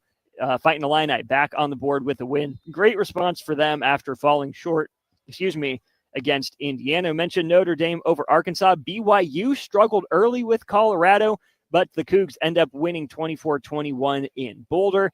The other Big Ten game that stood out to me, again, we've seen this time and time again as Nebraska fans, Minnesota Devil Magic, alive and well against Rutgers. Scarlet Knights led it 21-14 at the break. Minnesota led it 24-21 into the fourth quarter. Rutgers ties the game at 28.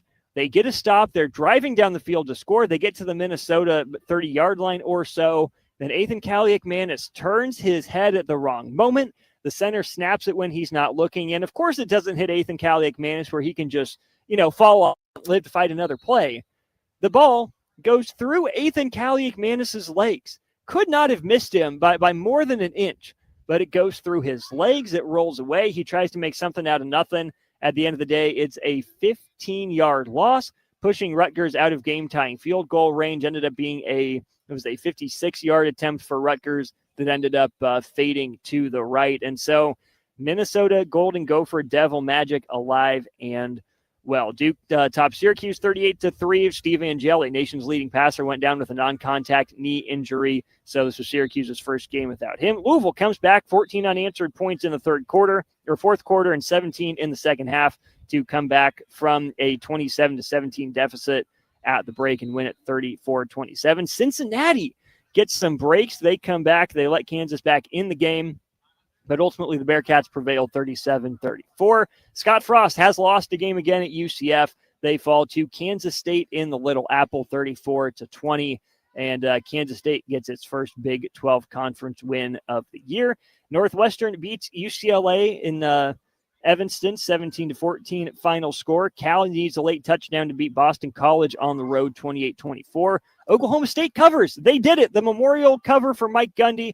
They did it 45-27. Pokes lose to Baylor. Utah blasts West Virginia 48-14 after showing good resolve in that bounce back in the loss to Texas Tech.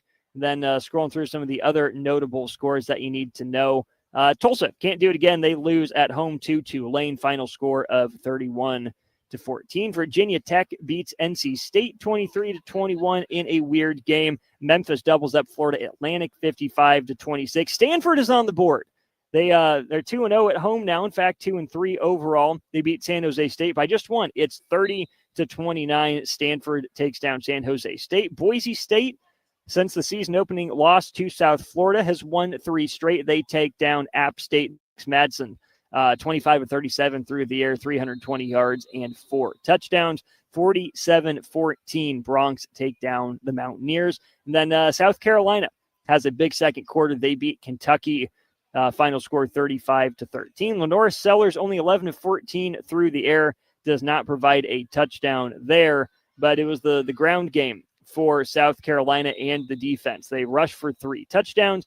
Sellers leads the way for them on the ground, 14 carries for 81 yards. That'll do it for this segment. When we return, we'll take you around what's happening in the NFL. We've also got some potential NBA free agency news to bring your way. Nothing official yet, but a couple things agreed to in principle. We'll tell you what's going on across the National Football League and in the National Basketball Association. When we return, this is Youth Football 101 live from Lincoln Youth Football on the Ticket.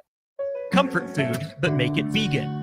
At Rutabagas, they're serving all your crave-worthy classics. Mac and cheese, loaded nachos, Philly cheesesteaks, all 100% plant-powered and 100% delicious. Catch them at their cozy spot at 70th and Vine, or find their food truck rolling through the streets of Lincoln. So whether you're vegan, veg curious, or just hungry for comfort food with a twist, Rutabagas has a plate waiting for you. Find them on Instagram for their food truck location and specials. Rutabagas, where comfort meets compassion. When your home fills up with family, Allo Fiber makes sure that space is a happy place for everyone. Allo Fiber experts install it all. And full service means step-by-step support, guiding you through everything so you can stay connected to what matters, and the family can always feel at home. Put the game on, and don't worry about your Wi-Fi calling a timeout. Better TV and internet service is one connection away. Call Allo at 866-481-2556 or visit allofiber.com. This is Rick Heyman with Sartor Heyman Jewelers. Sartor Heyman is celebrating 120 years, and you could win big. Follow us on Facebook and Instagram for your chance to win a $120 gift certificate every week. That's right, we're giving away $120 every week as a thank you for being part of our story. Don't miss your chance to treat yourself. Follow Sartor Heyman Jewelers today. Celebrating 120 years. Sartor Heyman, when only the best will do. Hungry for something real? Come to HF Crave, Lincoln's favorite spot for burgers that are anything but basic. Locally sourced Nebraska beef, hand-cut fries, and bold flavors that'll make your taste buds cheer.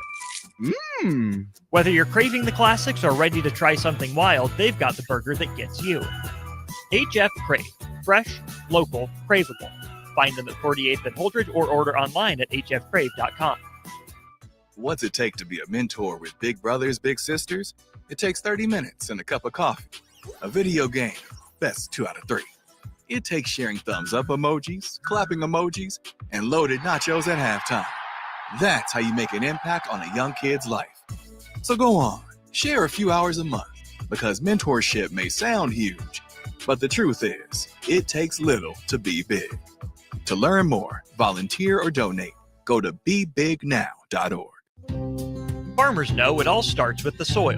At Carbon Connections, they're helping you unlock its full potential. Their high-quality humic acid improves nutrient uptake, boosts root development, and enhances soil structure, so your crops get more from every acre. But it doesn't stop there. With a full lineup of crop protection products, they help you reduce synthetic inputs while protecting yields and profits. Smarter inputs, healthier soils, better returns. It's time to grow more naturally.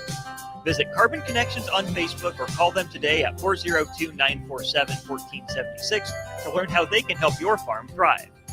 Carbon Connections, unlocking your potential. Shopping for new flooring is different today. Getting your questions answered, making the right selection, getting the best value, and installed quickly and professionally. Visit OStreetCarpet.com or shop our store. We'll answer all your questions and help you make the right choice. You'll be enjoying your new floor in just days for less than you'd pay elsewhere. Carpet, vinyl, wood, laminate, tile, and area rugs. We've got it all. O Street Carpet. 1732 O Street. Family owned and operated. Always the best value. Hey guys, it's Carly from Blake Farm Outfitters, and we're all about equipping the modern farmer. Our team is Nebraska's go-to for precision planting, SurePoint liquid systems, Green Eye spot spray, and more. So whether you're considering an equipment upgrade, adding new tech, or just need a trained eye to service what you have, check us out. Creep on us at BlakeFarmOutfitters.com and get connected with our team of experts. We're excited to help you find what's next. That's BOECK FarmOutfitters.com. Are you ready for a new opportunity? Check out Sandhills Global. Join a dynamic team where your skills are valued and your career can soar. We offer full-time positions with a 4.5-day work week, competitive pay, excellent benefits, and a positive work environment. From IT and marketing to sales and finance, we're looking for talented individuals like you. Apply today at sandhills.jobs and take the first step towards an exciting future. That's sandhills.jobs.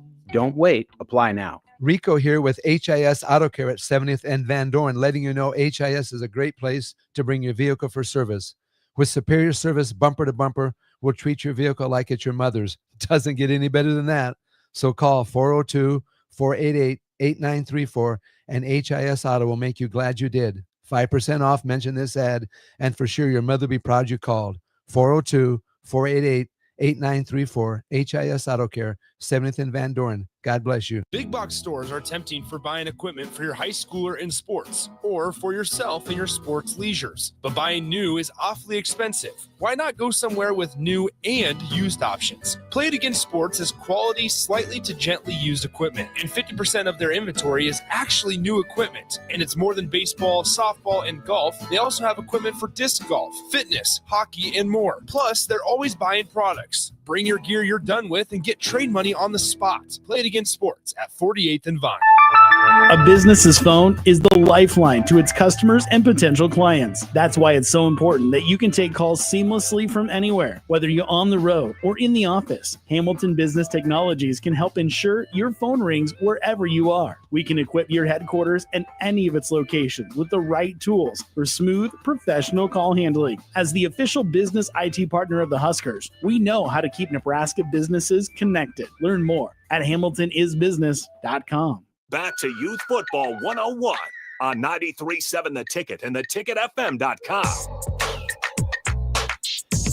That's right, out here watching some Lincoln Youth football right behind the A field. I'm trying to get my directions straight. I believe this would be the south end zone of the A field. Austin Norman here, Rudy Grace back in the 93.7 The Ticket studios at 1040 O Street. Appreciate him being there on the. So we'll get some baseball news, some interesting stuff going on around Major League Baseball on the final day of the regular season. But you guys would be mad at me if I didn't, of course, get to the NFL scores first and foremost. I will spare you the discussion of my fantasy team, although for the first time in a while it would actually be worth talking about. There's just the little hint that I'll give you on that front. But Falcons looking to put away the Commanders. It's Commanders ball. They have 4th and 3 in Atlanta territory. They're at the 24-yard line. 31-16, Falcons lead that one about halfway home in the fourth quarter. Saints are giving the Bills a game. They have 3rd and 13 inside the Buffalo red zone. They're at the 17, so they got to get down to the 4-yard line for a first down. It's 21-16 right now. It was 14-10 Buffalo at the half. Josh Allen, 12 of 16 for 168 yards and a tutty. James Cook has carried it 19 times for 106 yards and a touchdown. Buffalo looking to hang on against the New Orleans Saints in search of their first win of the season. Lions lead the Browns 20-10 early fourth quarter. Patriots all over the Panthers in Foxborough. It's 42-6. Patriots leading the Panthers right now. Leaders for the Pats, Drake May, 14-17 for 203, 2 touchdowns through the air for him. 3 different players have a rushing touchdown for the Patriots. Travion Henderson has one, Antonio Gibson and Drake May as well. Leading receiver on the day for the Pats is Stephon Diggs. He's got 6 catches for 101 yards with the long of, 33 yards. A little bit of explosiveness there from Stephon Diggs. Hasn't even been, the defense or the special teams necessarily. Actually, yes, it has. Marcus Jones returns a punt for a touchdown for the Patriots. An 87-yard punt return touchdown for New England, who currently leads Carolina 42-6 as they just flip over to the fourth quarter. Giants looking to get on the board this year. They lead the Chargers. It's 21-18 right now. G-Men over the Bolts. That game being played in East Rutherford. The Bucks are going to have to be the cardiac Bucks again if they want to win it. They trailed 24-6 at the break. They cut into that lead by a touchdown. It's 31-20. Eagles ball at their own 34th and long.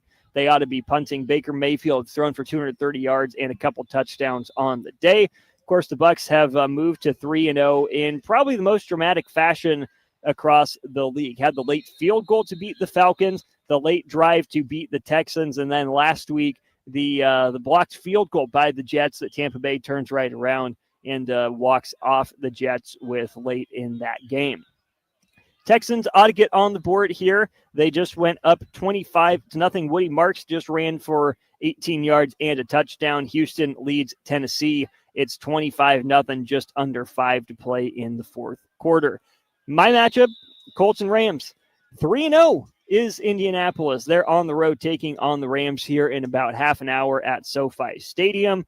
No Alec Pierce for the Colts today on the offensive side, and then no Kenny Moore on the defensive side.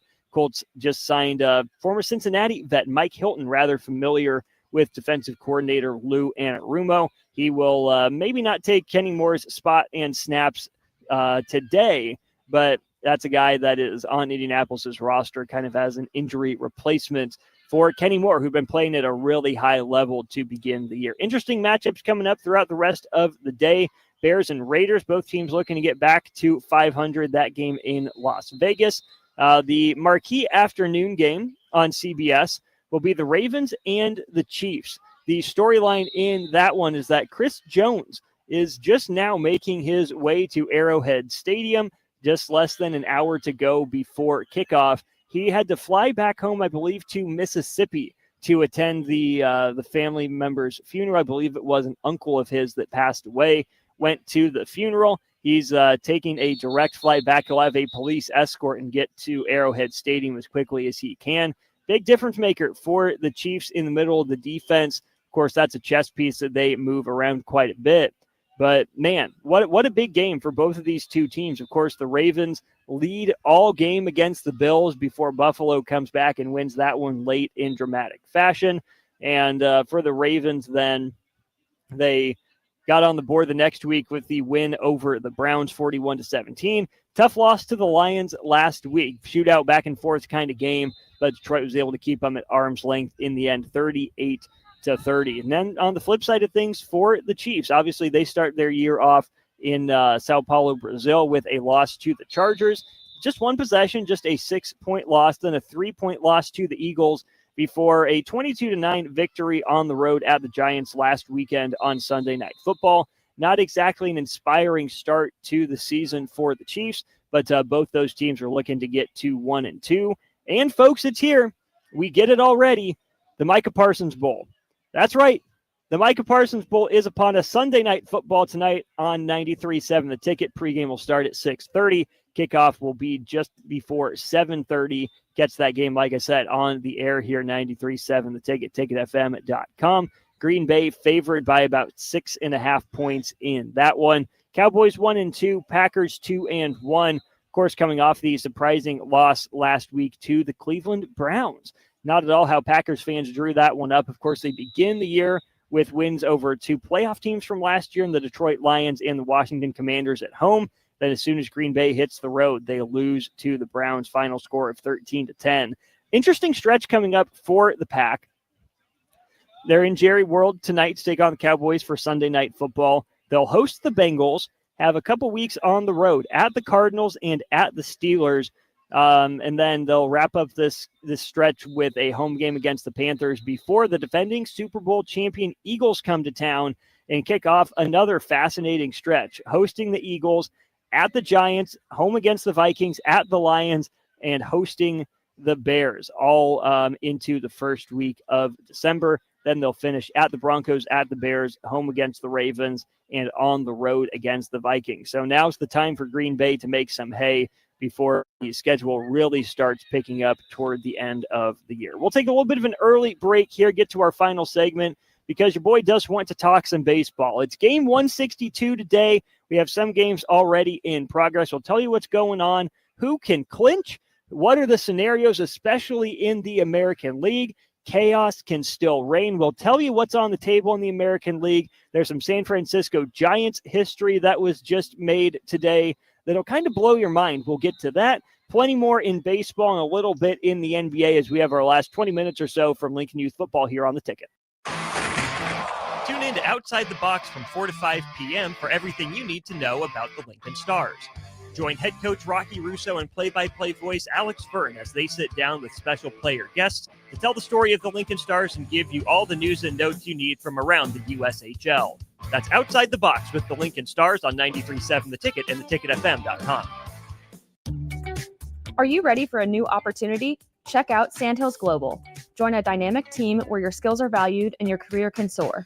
We offer full-time positions with a 4.5-day work week, competitive pay, excellent benefits, and a positive work environment. From IT and marketing to sales and finance, we're looking for talented individuals just like you. Apply today at sandhills.jobs and take the first step towards an exciting future.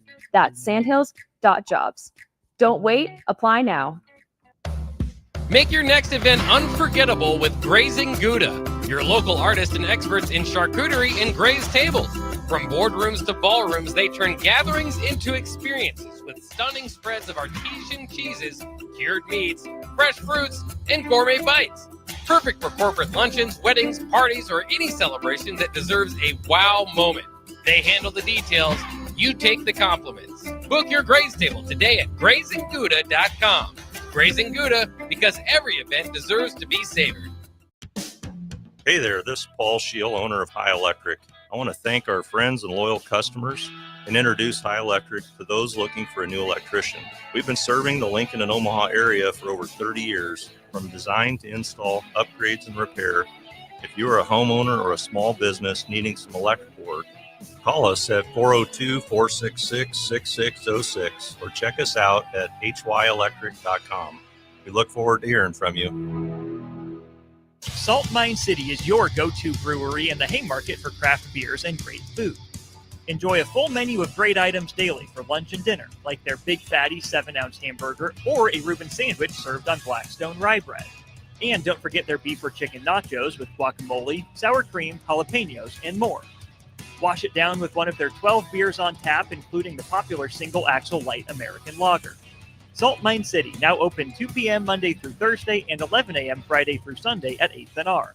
Jack Russell of Farm Bureau Financial Services is here to help you protect things that are most important to you. Whether it's your home, your family, or your future, Jack Russell has the proven experience to get the job done while developing authentic relationships with you. Give Jack a call today at 402-421-9100. Again, that's 402-421-9100. Or visit one of his 2 locations in Lincoln or Seward and learn how you can excel in the complicated world of insurance. Jack Russell of Farm Bureau Financial Services, a trusted and well-respected representative since 1999. This is James Harrell with NP Dodge Real Estate. When I became a licensed realtor, I wanted a brokerage that would help me grow in my new career. I found that in Lincoln First Realty. When Lincoln First was acquired by NP Dodge, the training and support I received only got better. I love knowing I have the power of the NP Dodge brand behind me. I would recommend NP Dodge to new agents looking to jumpstart their real estate career and to current agents who want to take their business to the next level. Expand your career with NP Dodge. Call Eric at 402-434-2222. The party is back on in Lincoln this fall, and there's no party like the A1 Automotive Ticket Tailgate pregame show. Join the whole Ticket crew for 2.5 hours of pregame coverage before every home and away game this football season as they get you ready for the game. It's the A1 Automotive Ticket Tailgate pregame show at our downtown studio at 11th and O. Sponsored by Select Plumbing, Raising Cane's, Wall to Wall Wine and Spirits, Elway Power Sports of Lincoln, Currency, and the Kindler Hotel. Load up on meat and more this spring at The Mercado by Certified Piedmontese with great selections of T-bones, tomahawks, ribeyes, filet mignon, brisket, sirloin, and so much more. The Mercado has locations at 84th and Havelock, 30th and Yankee Hill, and now 85th and Old Cheney in Lincoln, where you can have $2 draft beer every Thursday night from 4 to 8 p.m., and half-price espresso drinks on Fridays from 8 a.m. to 2 p.m. Get to the Mercado today for the best meat in town. Ticket listeners know a dream team when they see one. At Applied Connective, we've been in the game for 20 years and have developed a team of world-class leaders in all things IT. From cybersecurity and Microsoft products to physical security, audio-video, infrastructure, business phone systems, and anything in between. We'll help you leverage technology to become your most secure, efficient, and profitable. Head to our website to check out real reviews and testimonials and sign up for a free tech consultation. We can show you where you might be vulnerable, inefficient, or overspending. It's a game changer, and it's totally free. Claim yours right now at appliedconnective.com. Back to Youth Football 101 on 93.7 The Ticket and theticketfm.com. That's right. Back for one final segment here at Lincoln Youth Football. Been a great day. 2 hours have flown by. Really appreciate the chance to talk to Craig Price and Javon McQuitty, people who are involved in a big way here at Lincoln Youth Football. Big shout out Jim Sandman, making sure I got set up just fine over here. I got to talk some baseball, though. Got my baseball guy, Rudy, on the board. You know, we're just going to start there because there is something electric going on north of the border. It's game 162. The American League East Division has come down to the final day of the season. The Toronto Blue Jays and the New York Yankees are tied at 93 and 68 overall. Rudy, Alejandro Kirk delivers his first career grand slam. It's a 5 spot in the first inning for the Toronto Blue Jays. Still a long way to go in that one, but what would a division title for the first time since, I believe that would be 2015. Yeah, what would a division title mean to you as a Blue Jays fan and to that organization in Toronto? Yeah, I think it means a lot.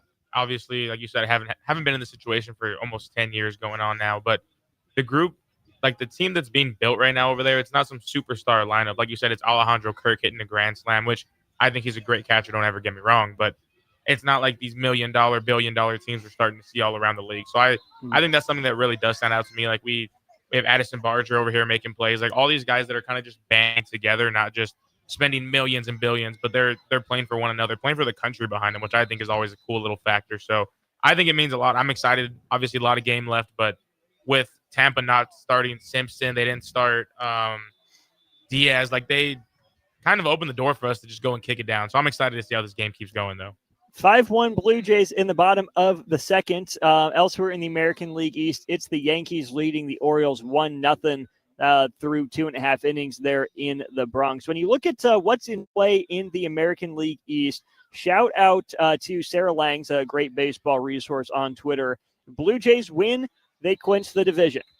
You know, they don't need the Yankees to lose because the Blue Jays hold the tiebreaker. On the flip side, the Yankees, if they want to win the division, they need to beat the Orioles and they need the Blue Jays to lose. They have to finish a game ahead of Toronto, given that the Blue Jays hold the tiebreaker. Elsewhere in the American League, again, it comes down to game 162 in the American League Central. The Guardians comeback nearly complete. It's gone back and forth the last couple days for the division.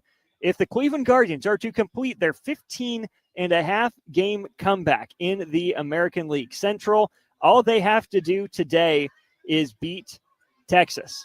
The other way they can clinch it is even if they lose to Texas, if the Tigers end up losing at Boston. On the flip side, Detroit, who had been in cruise control in that division into July, they need to beat Boston and have the Guardians lose to Texas tonight if the Tigers don't want to be the owners of the largest divisional lead collapse in the modern era of baseball. So for the Red Sox, then obviously if they end up beating the Tigers, they will clinch the 5 seed in the AL. Otherwise, they will be the 6 seed. So still plenty at play in the bottom half of the bracket. Seattle is, I believe, locked into that number 2 position, and then it comes down to the winner of the American League East will be the 1 seed there in the American League side of the bracket. Rudy, I'm going to bring you back in for this here because I want to ask you a trivia question. We'll just see if you can pull this name out of your hat.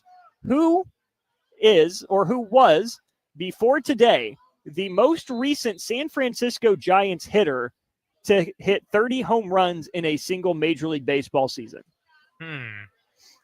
I think since you're kind of throwing out, let me think. I don't know if Buster Posey had it like that to get 30 like that. I'm not a hater, just not a I know he's not a power dude in my opinion. If you're gonna hate on Buster Posey, just remind people that his first name is actually Gerald. Okay, there you go. See, I didn't know that. Now there's a history back to me. But I'll go out there on a limb. I'll just throw, I don't know. I feel like Brandon Crawford might have had a year like that, maybe. Brandon Crawford, a fun guess, but incorrect. The closest would be Brandon Belt, who hit 29 homers back in 2021. But before Willie Adames hit his 30th home run of the season here today in his first season with the Giants, the most recent San Francisco Giants player to sock 30 dingers in a year. How about this, Rudy?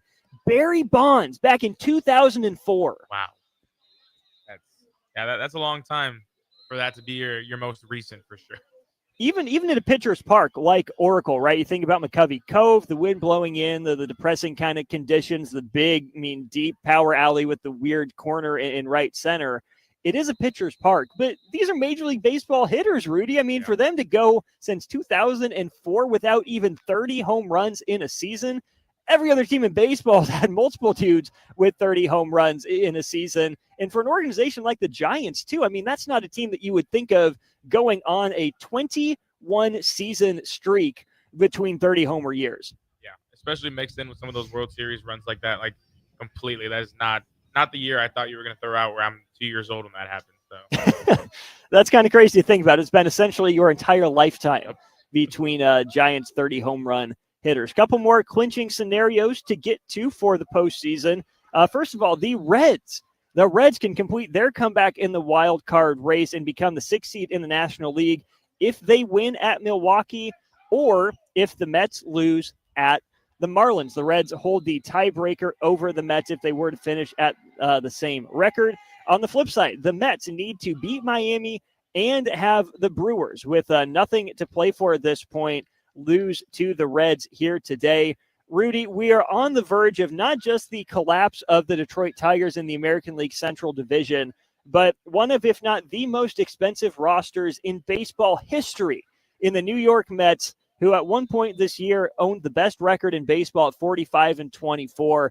We are on the verge of an incredible collapse by the richest team this year in Major League Baseball in the Mets. Can you imagine a world in which the most expensive roster in baseball misses the playoffs?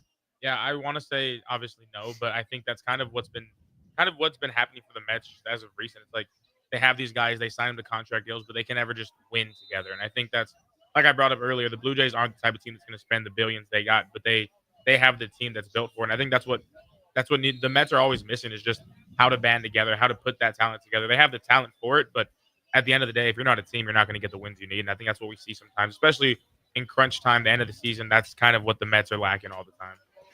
Be wild to see. We'll see if Cincinnati can pull off the comeback or if the Mets can dig deep and get the Reds to do them a favor and lose that one to the Brewers. So that's kind of what we're looking at in terms of the postseason picture across Major League Baseball. Some scores for you right now in progress. The Royals are up on the A's 1-0 through 3 innings. For the Royals, it was an RBI double by Michael Garcia. He ends up driving in, where's it at? Carter Jensen. Carter Jensen has a single, as does Michael Massey, and it was Michael Garcia with a double. Actually has a sacrifice fly to drive in Carter Jensen. My apologies there. Also advances Michael Massey. On the bump for the Royals today, it is Cole Reagans. He's thrown 3 innings with 6 strikeouts, only allowed 1 base runner via the walk, and that was designated hitter Brent Rooker. He's turned into a really incredible power hitter. OPS up over 800 for the Athletics this year. He's one of these select few in the back-to-back-to-back 30-homer seasons. He has been really good since he's gotten out to the Bay Area. Royals looking for their first winning season, not just non-losing season, since I believe it would have been 2016. Other games in progress right now. White Sox lead the Nationals 3-0 in the top of the 4th in D.C. It is the Red Sox leading the Tigers 1-0 in the bottom of the 3rd in Boston. No score between the Phils and the Twins in Philly in the bottom of the 4th. That's Willie Adames home run, the only score through 3 innings and change in San Francisco between the Giants and the Rockies. Still 5-1 Blue Jays over the Rays in the top of the 3rd. Astros and Angels knotted at 1. Houston will miss the playoffs because last night Texas plunks the 7-hole hitter in the Cleveland lineup after walking the bases loaded. So a walk-off hit by pitch for the Guardians eliminates not just the Astros, or not just the Rangers, but the Astros from Major League Baseball postseason contention.